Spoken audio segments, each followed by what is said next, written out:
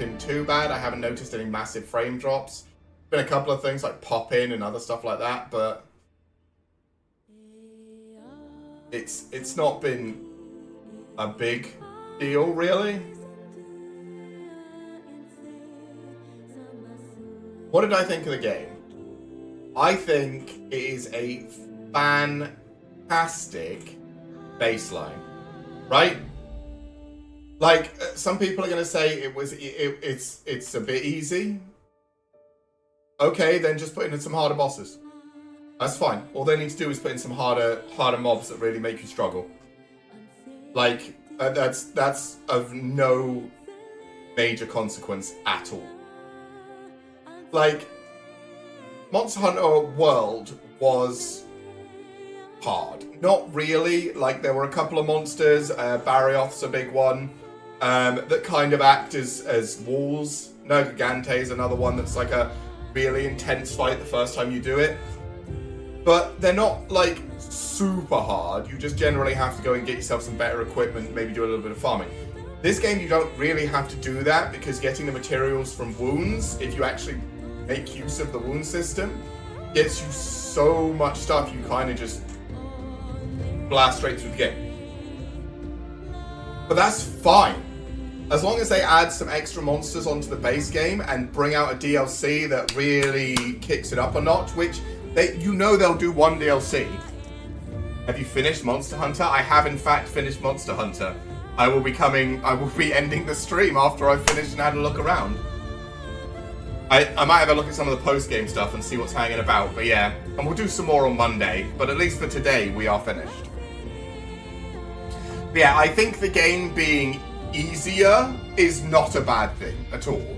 Like, there isn't a massive struggle of a fight, I'll give it that, but they can just add some. They've already got plans for more monsters to come, and then they can always just like make the monsters they have harder, like they had the tempered or arc-tempered elder dragons in World. You could just do that to the apex predators, just make them absolute fucking units. Which I don't know if they do, but they can always add that in later, like it's not a big deal. And they can release a DLC that is considerably harder because a lot of people will have got in at this base game and just had a great time. But this is apparently doing great in Steam charts, even if a lot of computers are having trouble running it. And I will say, I don't have to deal with those issues because I've got a pretty chunky PC. So I can't comment on the graphic problems or the FPS issues or any of that sort of stuff. Like, I haven't noticed anything. There's been some funny pop-in stuff, and the textures don't look, incredible. But that's not why I'm playing a Monster Hunter game. I'm playing a Monster Hunter game to f*** monsters, so I don't care. How many hours did you play? It was about 10 and a half, 11 hours to finish. But obviously Monster Hunter is more of a game that you do post-game grind, usually, depending on how you're feeling. We will do some on Monday, at least. We'll probably redo that final boss a couple of times, get ourselves up some gear from him, because that'll be cool, hopefully. See if we can't trick ourselves out and all of that. Got it on PS5, 0 crashes and 36 hours in. Well played, Judge. I don't know how it runs on PS5, but yeah, we didn't have any issue. Like I said, it took us, 10 hours to finish the base campaign. It was great. No complaints at all about the base campaign. It's just good fun. It's a great time. So people complaining about it being too easy, you're right. It's not as hard as World or... I mean, Rise wasn't particularly hard. But it's not as hard as World. But that's fine because they can just add harder things in the future. Like, you could start a game off relatively... It's the same... what's the game? Not Dark Souls, the one that was open world. Elden Ring? Like, Elden Ring compared to the other Dark Souls games, everyone said was easy. And then they released a DLC that absolutely demolished people. Right? Like, they could absolutely do that with Monster Hunter.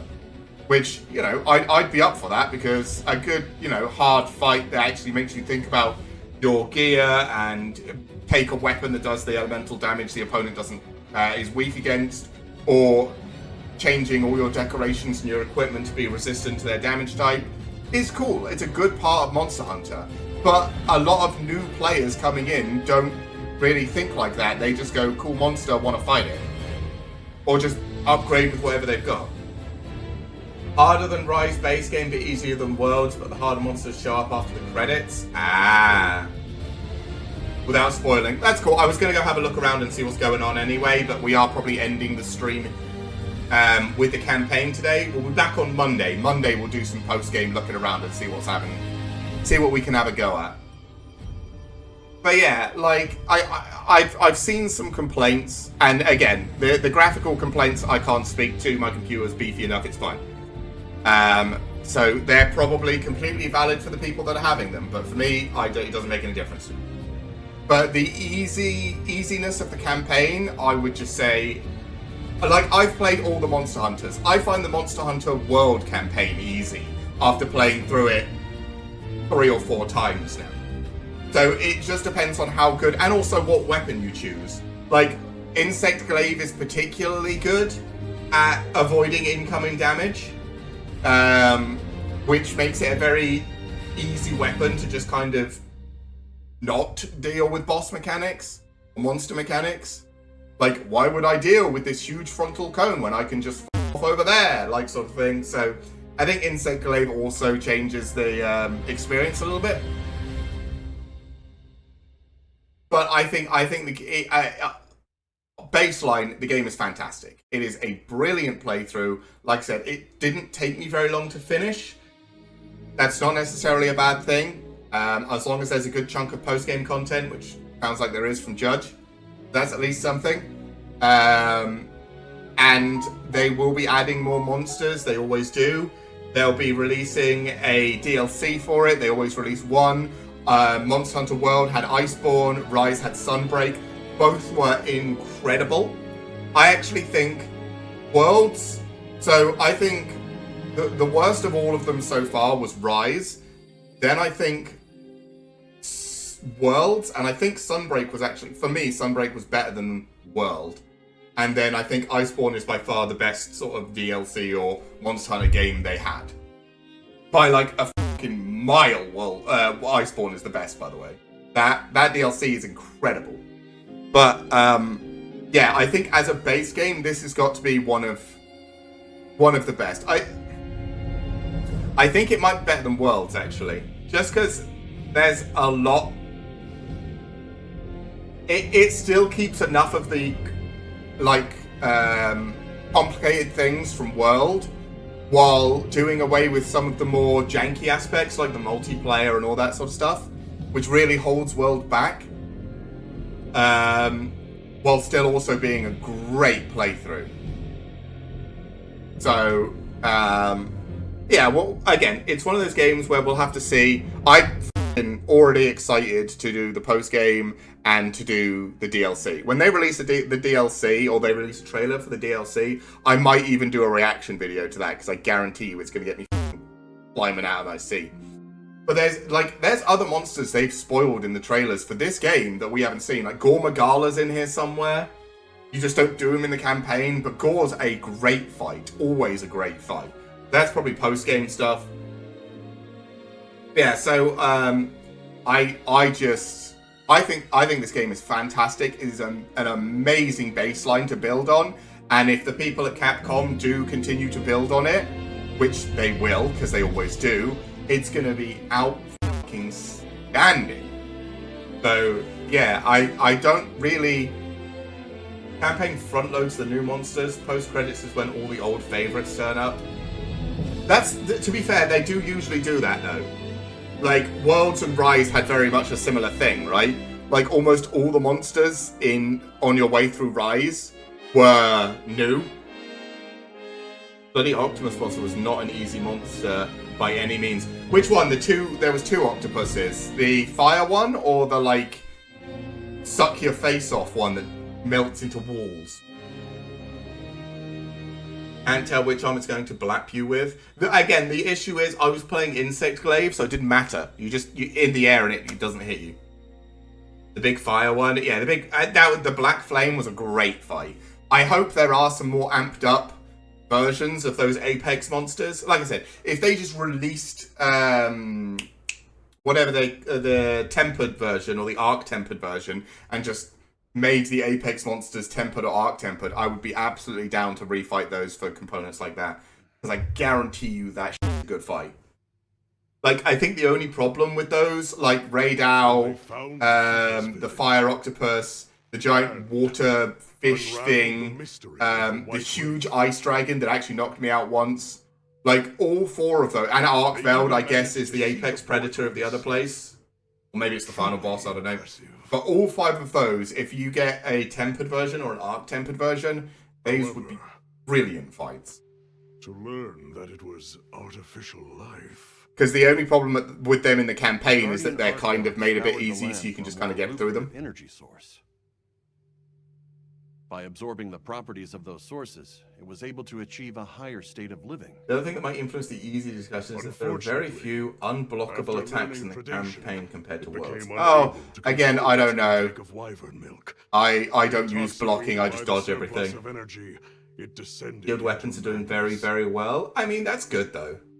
These were the findings of the expedition. I would rather all the weapons be good than, like, have particular weapons that suffer. This report has just come in. Ooh, what report? All streamers are using gun lance. I did see, what's his name? Asmongold is using gun lance. Why various ultimate guardian Zoshia awoke from its resting place. So, I'm glad everyone's having a good time. The heart of the Forbidden Lands ecosystem to evolve itself. And by doing so, through the weather of the surrounding... but I am an Insect Glaive main. I always play Insect Glaive, so I will always continue to play Insect Glaive. I'm just glad we got flying back. Like, them removing flying in the beta was a bit of a bad decision in hindsight, but they fixed it, so that's fine. They changed it back, we kept flying, so I'm okay. Yeah, there are... This game is very good. That hunter is something else. We're the bestest! Charge blade main, gun lance, hammer backup. I don't know what I'm going to use as my backup. I currently have a gun, a heavy gun lance, just, you know, for range, but I'm just like, whatever. I don't use it. Charge blade is one of those weapons that's really, like, charge blade and switch axe, I think are really fucking cool, but I'm too stupid to use them correctly, because they require a lot of, like, knowledge of your weapon and how to get it to work properly. It seems the door is open to diplomatic overtures between East and West. The Guild, I know, is eager to open communications with the Forbidden Lands. But yeah, Charge Blade and Switch Axe are both weapons that I've always heard are really, really good, but really hard. It must be from them. Hammer is a good choice because of the breaking for parts. Yeah. More importantly, this dragon torch, was it? If you use a cutting main weapon, yeah, cut off tails and stuff like that, and then a hammer for, like, breaking harder parts like horns and stuff, yeah. They intend to continue their research on it, and the artificial monsters. I don't know, I've never really engaged with any other weapon on my Worlds playthrough with a streamer friend of mine, because she'd never played Monster Hunter before, and we wanted to play, I wanted to show her Worlds before this came out. I was using the gun lance. That's the only other weapon I've played apart from the Insect Glaive. So, maybe I'll look into other weapons. It depends. Like I said, for today, we're going to call it, after I've seen all this and had a look around and checked what else there's going on. I'll probably, when we come back on Monday, I'll probably do some more fights, maybe experiment with some secondary weapons, see what I feel like. But for the most part, this campaign has been a lot of fun. What are you doing? Charge Blade is arguably the most involved weapon to play, but the best weapon you get from full elemental release is powerful. Is it true? Yeah. Come on. I would very much like to... maybe I should try out Charge Blade or Switch Axe or something and see if I can understand how they work, but... For now I'm going to stick with Insect Glaive because I understand the basics of Insect Glaive and I don't have to think too much. What is this? He's got full hunter gear now. Look at him with his own little back dagger.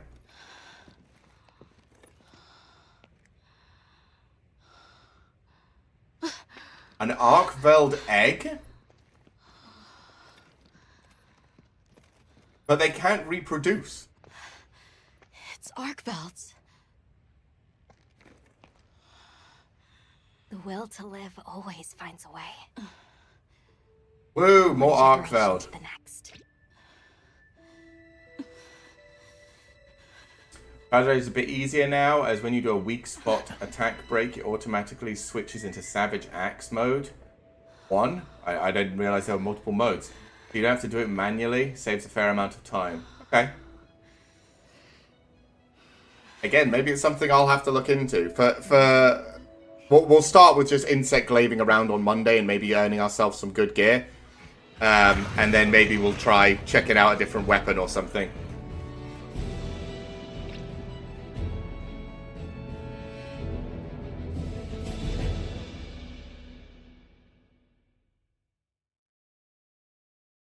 Is that it?